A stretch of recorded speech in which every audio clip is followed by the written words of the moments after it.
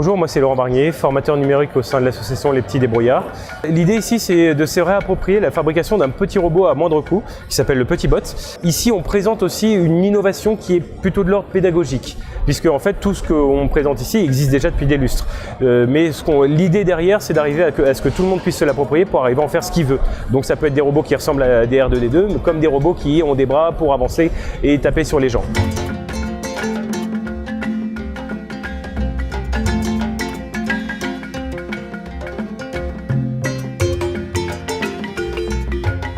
Alors les particularités du Petit Bot en soi sont d'une part son prix, effectivement l'intégralité du système coûte moins de 15 €, et d'autre part aussi son accessibilité en termes de programmation. C'est-à-dire que comme on est beaucoup à avoir bossé sur la question, on est arrivé à un système où contrôler en Wi-Fi, on peut le contrôler par Scratch. Donc en fait ça devient très facile de s'approprier l'outil et de pouvoir s'amuser avec, à le programmer, à rajouter des options, à faire que quand on appuie sur une touche, tout d'un coup ils se mettent à tourner tout en rond pendant 10 fois, puis à aller taper les gens qui passent à côté.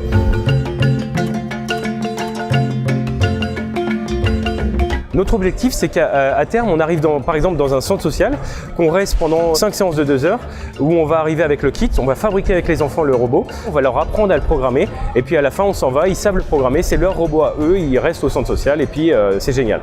L'intégralité du processus se retrouve sur notre wiki, donc le code, y compris les déroulés pédagogiques, donc tout ça est open source, notre objectif étant pas de vendre le kit, mais un peu de présenter ce que c'est que la pédagogie autour de ça, et donc c'est pour ça qu'on pourra tout retrouver sur internet, sur Wiki Débrouillard, en cherchant Petit Bot.